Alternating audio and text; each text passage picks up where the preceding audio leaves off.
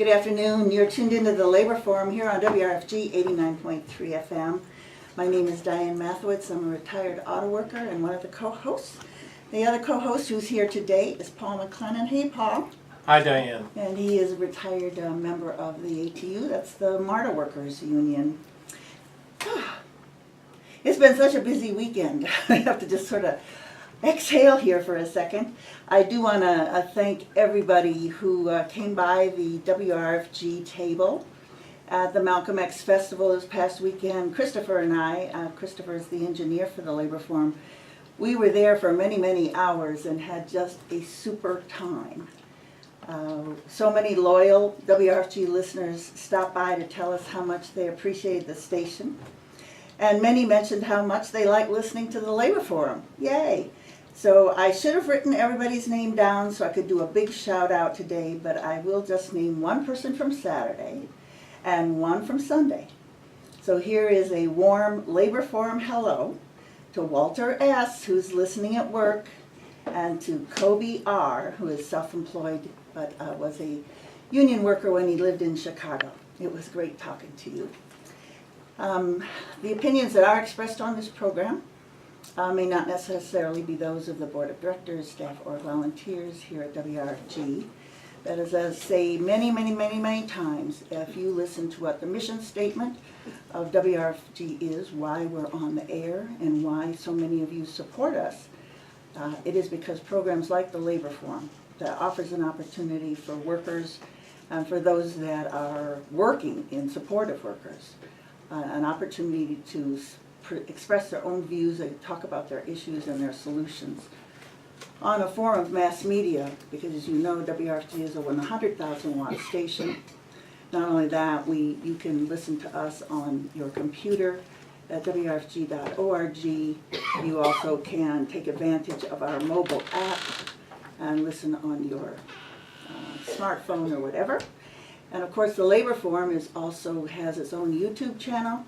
You can actually watch the program live, or you see Guled if you were watching live with a big smile right here, or you can watch the program later because it's archived at the Labor Forum YouTube channel. So I do want to say one more thing. We have put together a survey because here on the Labor Forum we'd like to know a little bit more about our listeners so that we can tailor our programs really to meet the needs that you have and the interests that you have. So I'm asking that all of those of you who have access to a computer go to our new website at WRFGLaborForum.org. Look for the tab with the survey on it. It doesn't take long to fill out, but it really would be helpful to us to know some of the interests and the demographics of our listening audience. So please do that again. It's Labor Forum, WRFGLaborForum.org is the website where you'll find our survey. All right, with that, I will go ahead and start today's labor headlines for May 18th, 2015. The financial crisis in Greece is heading for a showdown with the major banks and capitalist countries in the coming weeks. In July and August, a $7.7 billion payment is due under an agreement signed by a former pro-business government. A national 24-hour strike has been called for May 20th, affecting public hospitals and healthcare facilities, with a solidarity 3-hour strike among all public services. The lives of Greek workers, youth, and pensioners have been devastated by the austerity measures demanded by the Eurozone countries, Germany in particular, the European Central Bank, and the IMF.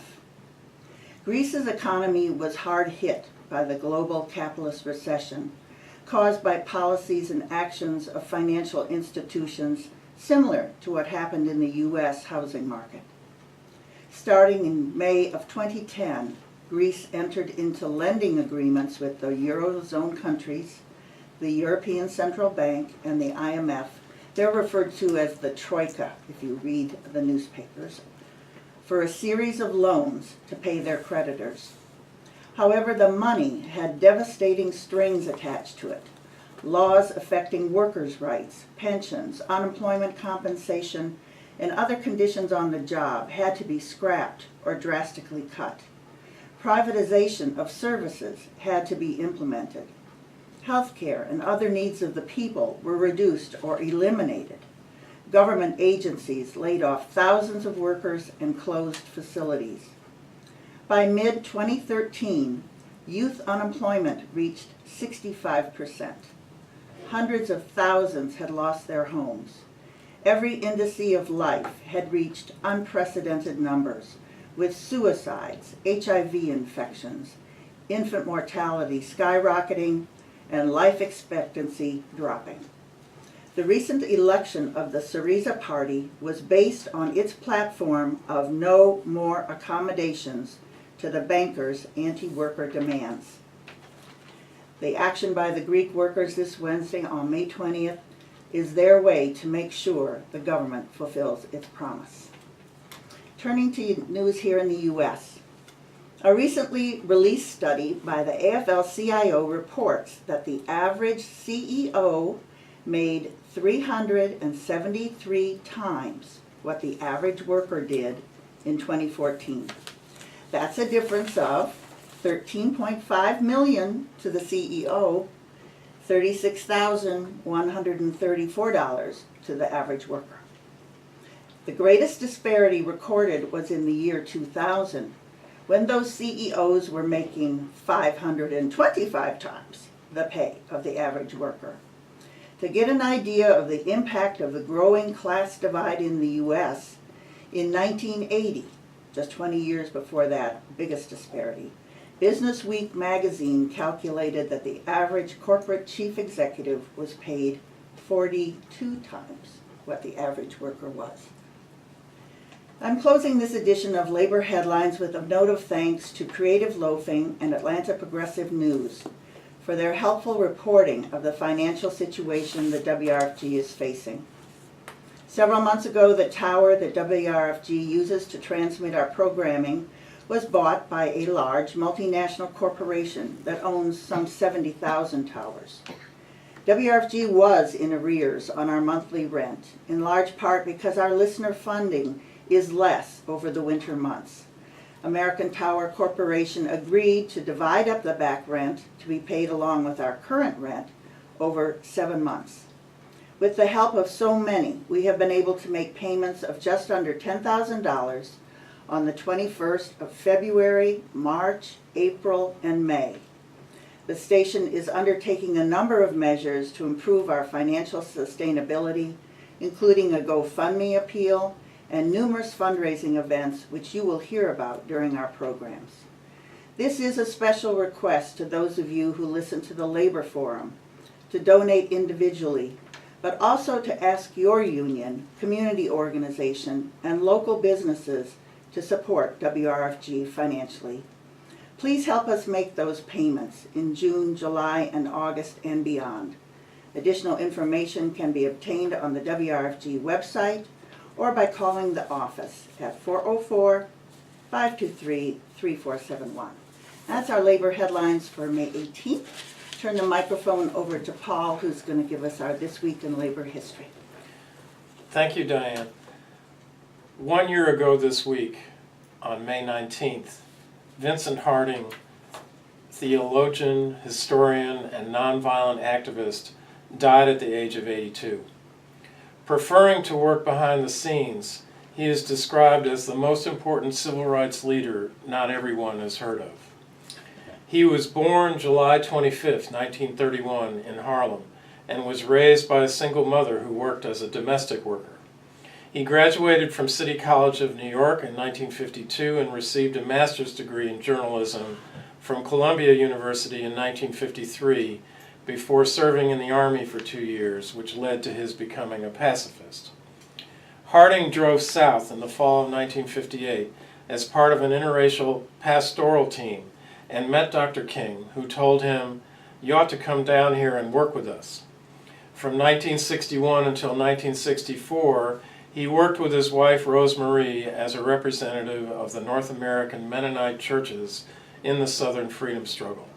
Their base was in Atlanta, at Mennonite House, which they had founded as an interracial service center and movement gathering place.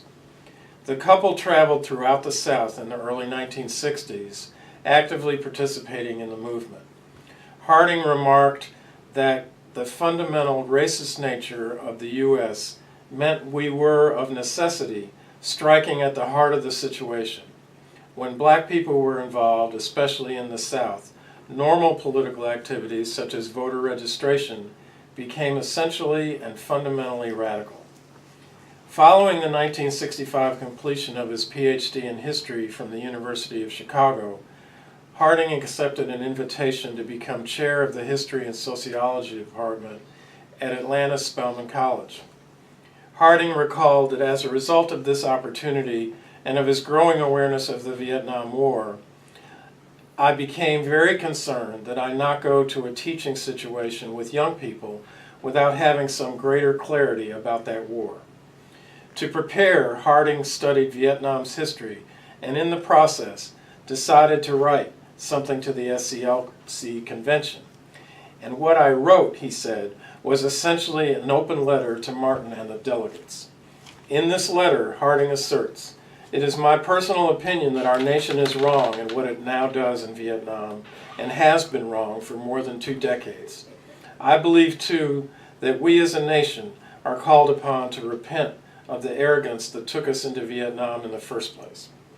Dr. Harding composed a speech for Dr. King that King delivered at New York's Riverside Church on April 4th, 1967, 1 year to the day before he was assassinated in Memphis. The speech, called "Beyond Vietnam, A Time to Break Silence," was little changed from Dr. Harding's original draft. King concluded that a nation that continues year after year to spend more money on military defense than on programs of social uplift is approaching spiritual death. In his 1996 book, Martin Luther King, The Inconvenient Hero, Dr. Harding argued that in focusing toward the end of his life on social imperatives like eradicating war and poverty, Dr. King was more radical than many Americans feel secure in acknowledging. Dr. Harding said, "Men do not get assassinated for wanting children of different colors to hold hands on a mountainside." He was telling us to march on segregated housing, segregated schools, poverty, a military with more support than social programs. That's where he was in 1965. If we let him go where he was going, then he becomes a challenge, not a comfort. After King's assassination in 1968, Harding worked with Coretta Scott King to establish the King Center in Atlanta and was the center's first director. At that time, he also worked with other scholars to create the Institute of the Black World, based on the idea that the whole study of the black experience ought to be essentially defined by black people, and that our academic work, our intellectual work, be carried on in the service of the continuing struggle. Reflecting on the 45th anniversary of Dr. King's assassination, Dr. Harding said, "It is clear that we've not learned from the experience of the 30 to 40 years since Vietnam. We've been in wars almost continuously since then. If we look with sobriety, the real message is war begets war. Every war becomes an excuse for another war." In 2005, Dr. Harding said, "All of us are being called beyond these comfortable places where it's easy to be Christian. That's the key for the 21st century, to answer the voice within us, as it was within Martin, which says, 'Do something for somebody.' We can learn to play on locked pianos and to dream of worlds that do not yet exist." Thank you so much, Paul, for bringing the attention of our listening audience to this really remarkable man who was right here in Atlanta for many, many years. We are going to take a brief break right now for some important messages from WRFG, and then when we return, we're going to have our guest, who's seated at the desk right now, between Paul and me, Guled, talk about the upcoming Fight for 15, presence at the McDonald stockholders meeting in Chicago in a couple of days.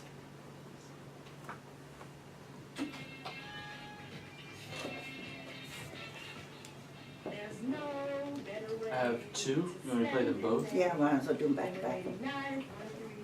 we have a transition prepared for, and Oh, I'll save one and you guys. oh yeah. I think one we should do for that, when we yeah. move up. Thank you, Well. thank you so much for thinking of that. Okay, so we ready? So Guled, we'll start the first question with, can you tell us about this trip that you're getting ready to take with other fast food and low-wage workers to Chicago? And again, I'm gonna introduce you as a former student activist and now community activist. How old are you? You're 24? Yeah. You're getting old, I knew you back when. I think I mentioned once through Hira. Yes, You know Hira, actually? Yeah, yeah. It's It's been a while, but I made it 30 seconds. You are what you listen to. Let's cooperate in joyful service.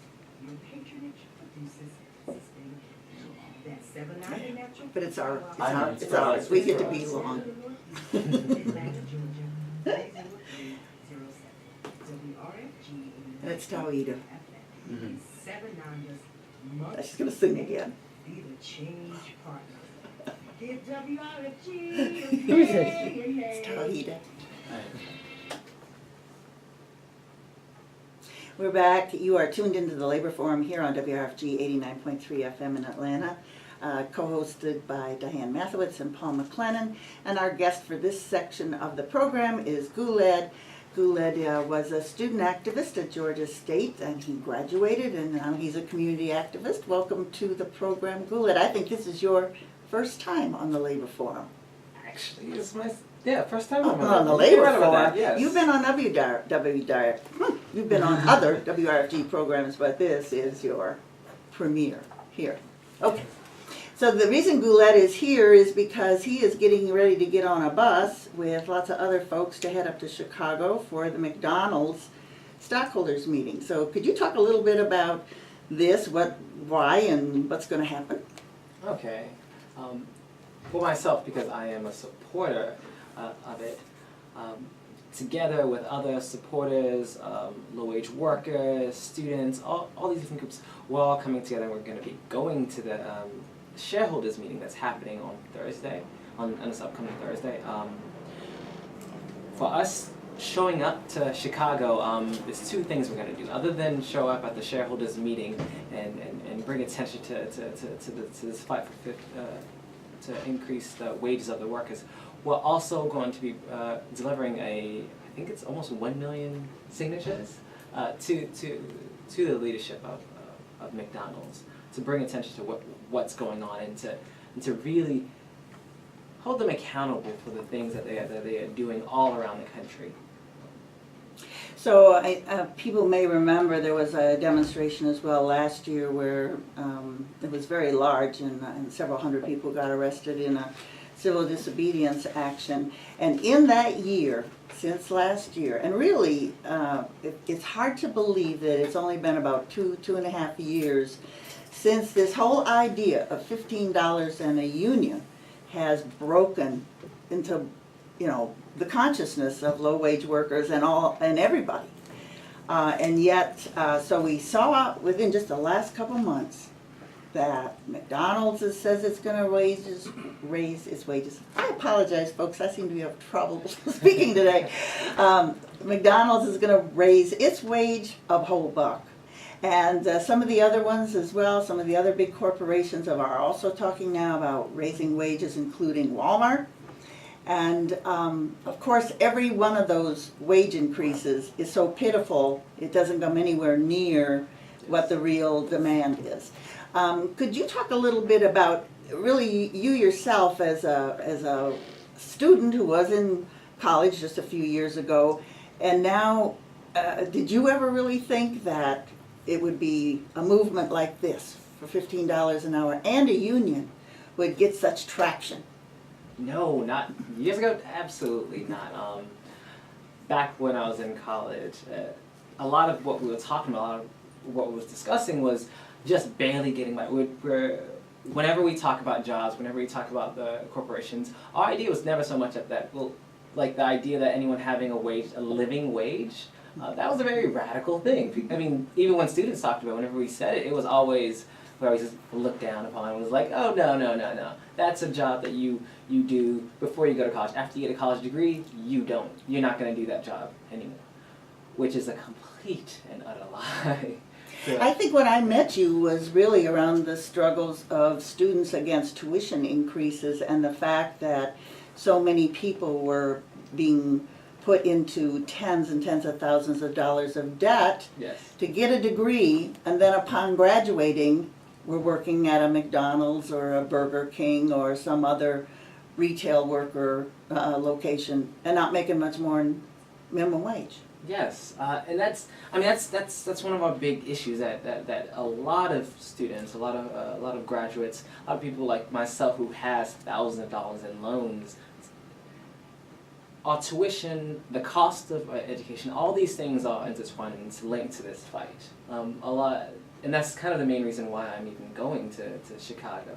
It's our tuitions keep increasing because we don't have enough taxes, we don't pay enough. So every year they would talk about, okay, the state's not giving us that much, our economy, it's not growing, and we can't pay for the university, so the students have to keep paying for it. But they're like, oh, well, since you're graduating with a degree, when you get out, you can pay for that degree because you'll have a well-paying job.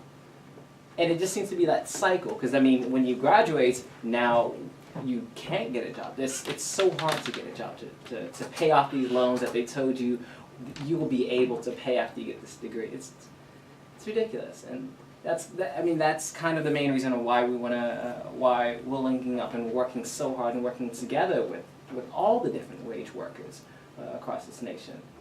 I had a question in terms of generationally, what we're seeing, and how encouraging and hopeful you feel about this movement and its connection with Black Lives Matter. Yes. I forgot to mention, that's one of the other things that you'll see Guled at is all the Black Lives Matter protests. Absolutely. Black Lives Matter has been something that I was highly involved in. And one thing about the Black Lives Matter movement, when we talk about Black Lives Mattering, we talk about it in all the different shades and hues. All lives are affected, like not have enough money to survive, not have enough money to feed yourself. People die of that. People die of not being able to to sufficiently feed themselves, to not have the money to go to a doctor, to not have the money to do things that they need to do. So it's crucial. It's highly important for us, at least from the folks that was involved in the Black Lives Matter movement, to link and to work together in these ways that are intersectional and works with all these different movements that are happening. Because there's more than one form of violence. There's There the is. literal violence of police violence, and then there's the economic violence of not being able to provide for yourself and your family with a livable wage that you need. Absolutely, absolutely. So this is a national, there are buses and vans and cars coming from all across the country.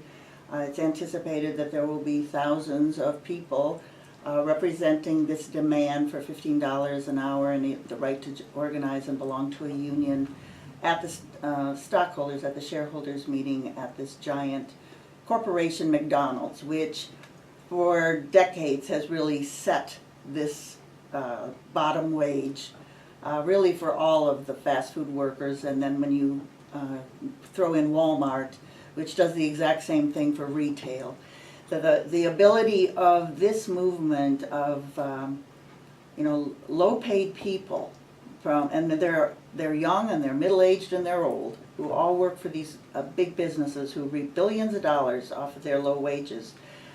The unbelievable heroism and determination to not just be heard, but to actually crack this grip that these corporations have, to me has been just so inspiring and so just so exciting. So I would imagine that when you get to Chicago, it is going to be very much just an unbelievable experience. So what is it that you plan to do once you come back? Do you think it's going to make a difference in the lives of all the folks that go there to participate in this event? I think so. I very much think so. Going to Chicago, I'm not usually involved in Taking long trips. taking long trips like this and actually being involved in a lot of the economic justice, labor type of movement in general. So this is a very new thing for me. This is very much an uncharted territory. So for me, it's an eye-opening thing to see people's lives, see people that literally are putting their jobs on their lines, their livelihoods on their lines to come together and to do this. Like, this is inspiring.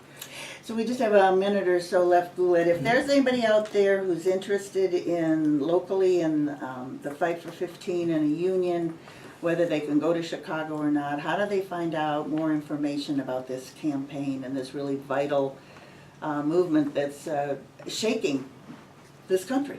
Yeah, so right now there's two main ways that you can get in contact with a lot of the individuals like myself and people that are involved in this movement. ATL Raise Up on Facebook, and also on Twitter at the handle ATL Raise Up. So just check us out on social media. That's the best way to contact us. So. All right, I want to thank Guled so much for coming into the Labor Forum. I know it was your first time. Hope we'll see you back again. And I hope we're going to get a report back from people that go to Chicago about exactly what they experienced and what they feel they have achieved. So thanks again, Guled. Thank you. And have a safe trip. So we're going to take another short break, and then our next guest is coming up to the desk, and that is William Flanagan. He is president of the American Postal Workers Union here in Atlanta. That's Local 32. And we're going to hear an update about the enormous struggle that postal workers are waging, not just for their own jobs and their own working conditions and benefits, but really the American Postal Service is something that belongs to every person who is in this country, and we want to talk about how we're going to safeguard it. So please stay tuned.